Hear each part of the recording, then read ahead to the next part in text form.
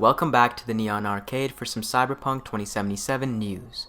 In today's video, we'll be looking at potential space travel for a quest, the significance of January 10th, a hint at what we may see for Cyberpunk 2077's online aspect, Mike Pondsmith and his deeper than expected relationship between CD Projekt Red, a London gaming conference in the new year in which CD Projekt Red is attending, and a potential collector's edition statue featuring a cyberpsycho with mantis blades.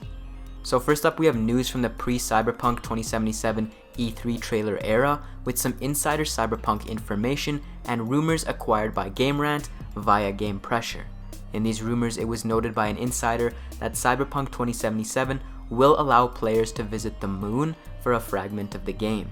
Now, this article went on to mention things about E3 that were true, including the fact that CD Projekt Red was transitioning to a purely first-person perspective after promising a first-person, third-person hybridized game.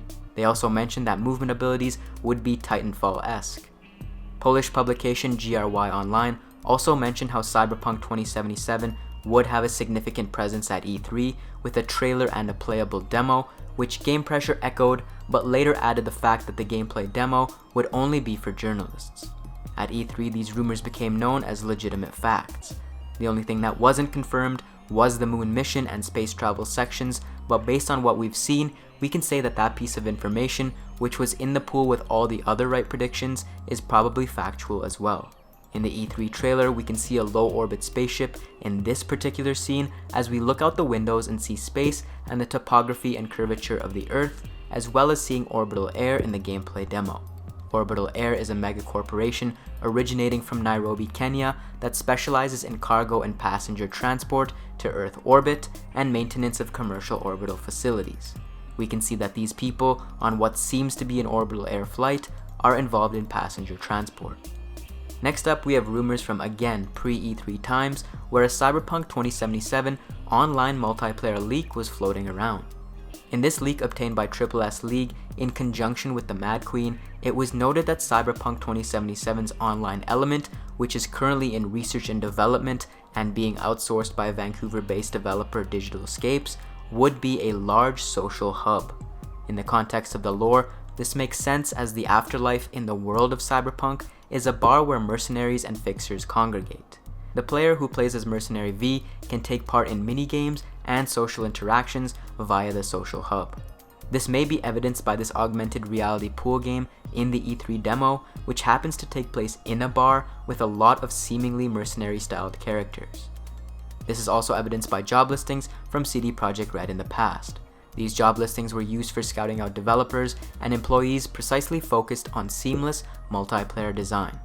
This job listing description includes comprehensive technology that enables the creation of unique gameplay for many players, taking into account the search of opponents, session management, replication facilities, and support of a variety of game modes. Maybe there will be bar fights, smoking and drinking, showing off cyberware, underground hand-to-hand combat like the scenes from The Witcher, or even a card game similar to Gwent.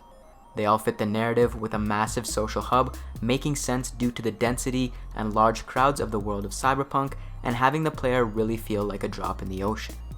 CDPR also loves to keep single and multiplayer worlds intertwined, which is further evidenced in Gwent, the card game from The Witcher 3, being baked right into the main game and not being a standalone till much later. Now, the developer in charge of multiplayer, Digital Escapes, is a company who has famously worked on Be the Zombie mode from Dying Light, so maybe expect some refined parkour mechanics or even a chance of a similar styled PvP since that's what their niche is in.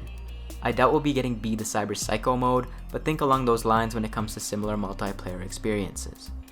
Going back to that job listing looking for people who want to be involved in seamless multiplayer design, it seems like they literally just absorbed another studio in Digital Escapes to take on this task. CD Projekt Red has also tacked on developer Strange New Things in a studio in Wroclaw to form a more core team, meaning their development team is looking very strong for 2077. Next, we have a potential collector's edition statue being shown off by CDPR as gifts they've given to employees for the holiday season. The cyberpsycho with the mantis blades was featured in the Cyberpunk 2077 teaser trailer and also given in press kits for journalists who saw the E3 gameplay demo. Now, these press kit statues are online for some pretty ridiculous prices, but there are a couple notable things about the statue. Firstly, I wouldn't purchase any of the press kit ones for now unless you are a hardcore collector. This is because CD Projekt Red recently had a marketing survey for fans that would help them understand what we want from a merchandise store. If statues and collectibles are a big part of that, we might see the cyberpsycho mantis blade statue on their online store in the near future.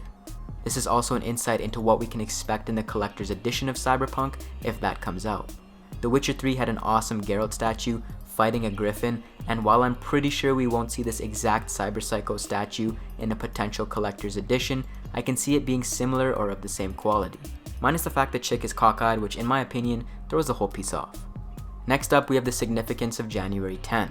I'm sure all of you guys were just as disappointed as me about Cyberpunk 2077 and CD Projekt Red being absent from the video game awards, but we can pretty much say we're due for at least something soon from Cyberpunk.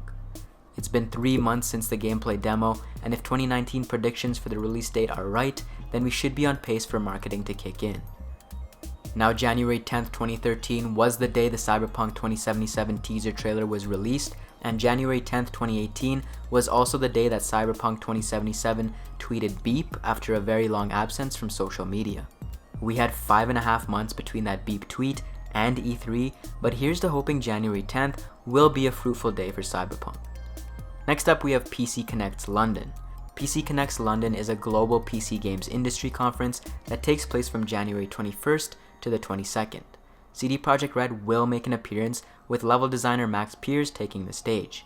I think it's safe to assume we'll receive new tidbits of info regarding development, but as it stands right now, not much is known about this. This is usually just a conference-styled setting with no new releases of actual game content and more of an in-depth look at the developmental processes behind the game. Next, we have a couple of interesting details and news items. First up, we have a leak from Borderlands 3. Now, this is only relevant due to a leaked character's jacket. Does it look familiar? I thought it was pretty interesting to see that CDPR and Gearbox are in the same mindset design-wise, with pushing their respective artistic styles in different ways and paths that sometimes meet in the middle inadvertently. Although the jacket in Cyberpunk was first featured in 2020, so Gearbox might have just used that as influence. Lastly, we have Mike Pondsmith at PAX East earlier in the year mentioning how he eventually ended up licensing his IP to CD Projekt Red for Cyberpunk 2077. In this talk, he reminisced about how back in the 90s, after he'd written Cyberpunk, he was approached to license it in Polish. His business partner and wife joked at the fact that if they did that, they would probably only sell around 5 copies. Pondsmith went through with it, and oddly enough, he sold copies to a lot of the guys who now work at CD Projekt Red, who mentioned that back in the day, all they had was communism and Cyberpunk. Years down the road, CDPR got in contact with Pondsmith, who was very skeptical of Polish development post-communism, imagining them working out of worn-out bunkers, developing substandard games. Pondsmith was working at Microsoft at the time, and mentioned that they probably had a better studio than even he was working at. The rest is history, as he licensed the IP to them and started to work closely on the development.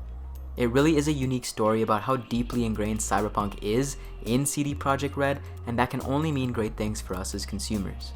The Poles also really seem to love Cyberpunk, with Ruiner, Observer, and recently announced 2084 having Polish ties. Thanks for watching, guys, and remember to subscribe and hit the bell to join the notification squad, and I'll see you guys in the next one.